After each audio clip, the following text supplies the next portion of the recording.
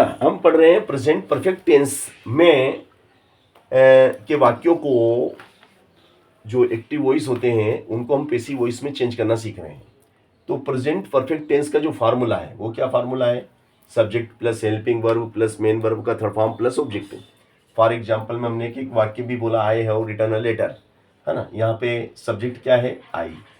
Have is a helping verb. Helping verb इसमें दो होती है, हैज और हैव, है ना। Return is a third form of verb and letter is a object. अब यहाँ पर देखिएगा जो आपकी, है ना, जैसे I we you, I we you they, I we you they, I we you they, and the boys, the girls, the flowers, the books, है ना। बहुवचन यानी कि क्या? This is a plural number. आप यहाँ पे लिख सकते हैं प्लूरल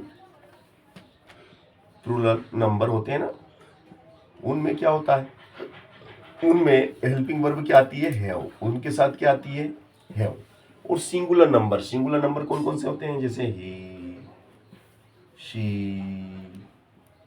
इट, या एनी नेम, या फिर किसी का नाम भी ले सकते हैं आप, राम, श्याम, मोहन, सोहन, लीला, कमला, है ना, एनी नेम। तो ये सिंगुलर नंबर। अब सिंगुलर नंबर में जो हेल्पिंग वर्ब क्या होती है? सिंगुलर नंबर के साथ हेल्पिंग वर्ब बताओ क्या आएगी? हेज। उसके साथ हेज लगता है। ये मालूम होना चाहिए कि हेज कहाँ लगेगा और हेव कहाँ लगेगा। आई हेव क्यों बोला मैंने? आई हेज क्यों नहीं बोला? ये होता Ram hedge, he has, she has, है ना। समझ गए ना। तो एक वचन है तो हैज, बहुवचन, आई को बहुवचन माना जाता है, ये अपने दिमाग में रखना है ना। अब आप सोचोगे सर आई है तो मैं होता है, मैं तो अकेला नहीं। इंग्लिश में इसको बहुवचन में रखा गया है। इंग्लिश में थोड़ा आपको ध्यान देना पड़ेगा अलग से, है ना। ठीक है, चलो अब अपन बात करेंगे कि भाई इस टाइप के जो वाक्य होते हैं वो पैसिव वॉइस होती। पैसिव वॉइस का जो स्ट्रक्चर होता है एक्टिव वॉइस का जो स्ट्रक्चर होता है वो इस टाइप का होता है। अब पैसिव वॉइस का स्ट्रक्चर कैसा होता है देखिएगा। पैसिव वॉइस का जो स्ट्रक्चर है वो मैं यहाँ लिख देता हूँ। स्ट्रक्चर, उसका जो स्ट्रक्चर है वहां से शुरू होता है। कहाँ से? आखिरी से शुरू होता है ना। बोलो तो ऑब्जेक्ट प्लस हेल्पिंग वर्ब, है ना, हेल्पिंग वर्ब आती है ना। हेल्पिंग वर्ब में क्या क्या हो सकता है? या तो हेज हो सकता है या हैव हो सकता है। प्लस बिन लगता है। क्या लगता है इसमें? बिन जुड़ जाता है। इसमें थोड़ा सा आपको यहाँ ध्यान देना पड़ेगा। इसमें जब पैसिव बनाते हैं तो बिन जुड़ जाता है। प्लस जो मेन वर्ब होती है उसका थर्ड फॉर्म आता है, प्लस बाय आता है, प्लस सब्जेक्ट हो जाता है। आखिरी में सब्जेक्ट आ जाता है। आखिरी में क्या आ जाता है? आपका सब्जेक्ट आ जाता है। आखिरी में आपको सब्जेक्ट लिखना पड़ेगा। ठीक है, इसमें थोड़ा सा इतना सा आपको आइडिया रखना पड़ेगा। चलो अब बनाते हैं भैया, इसी का बना लेते हैं। बोलो, यहाँ से बोलो, ये आएगा फिर, है ना। बोलो ए लेटर। अब एक लेटर तो क्या लग जाएगा? हेज। फिर क्या लग जाएगा भैया? बीन। देखो फार्मूले में बीन है। हाँ। मैं मन से तो कुछ भी नहीं कर रहा हूँ, मैंने फार्मूला लिख दिया। ए लेटर, अब एक वचन है तो हेज लगना है तो हेज ले लिया। फिर बीन तो बीन ले लिया। वर्ब का थर्ड फॉर्म रिटर्न, ऑलरेडी इसमें तो थर्ड फॉर्म आपको याद करने की जरूरत ही नहीं, क्योंकि परफेक्ट टेंस ऐसा होता है जिसमें थर्ड फॉर्म ही यूज होता है। ऐसा वैसा रिटर्न लिख लो। ये रिटर्न, ये हो जाएगा आपका रिटर्न, फिर बाई, और फिर आई का हो गया मी। ये हो गया। मेरे द्वारा लिखा जा चुका है एक पत्र। मेरे द्वारा एक पत्र लिखा जा चुका है। A letter has been written by me। मेरे द्वारा एक पत्र लिखा जा चुका है। ठीक है ना। अब अपन लेते हैं दूसरा वाक्य। जैसे मैंने लिया भैया you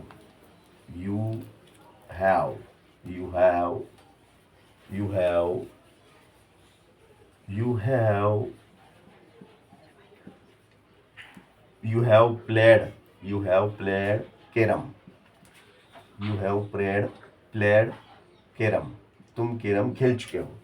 you have played carrom, तुम कैरम खेल चुके हो। अब बोलो carrom has, carrom has been played bye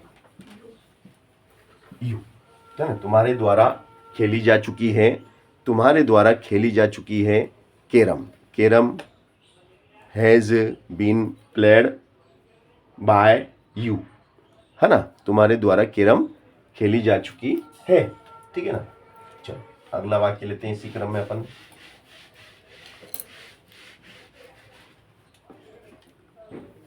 है ना, अब अपन लेते हैं कि भैया दे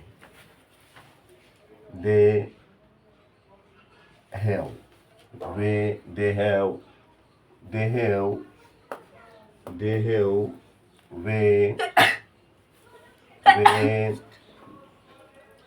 वे they have driving, they have drove, driven, they have driven a car, way car चला चुके हैं, वे कार चला चुके हैं। बताओ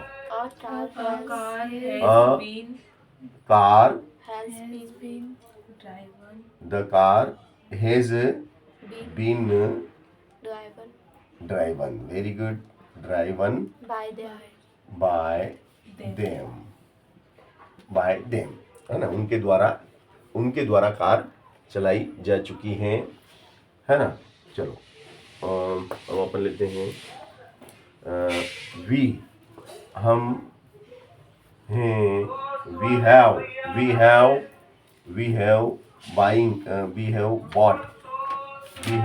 bought बुक्स या फ्रूट्स भी लिख सकते हैं, फ्रूट्स लिख दो। हम खरीद चुके हैं फल, हम फल खरीद चुके हैं। तो बताओ इसका कैसा बनेगा। हम फल खरीद चुके हैं, बताओ। फ्रूट्स हैव, वो वचन है ना, have been bought by us, है ना। he has sold a car, वह बेच चुका है वह कार बेच चुका है ना। वह कार को उसने कार बेच दी है। चलो बताओ, a car has been sold by him, very good, है ना। चलो she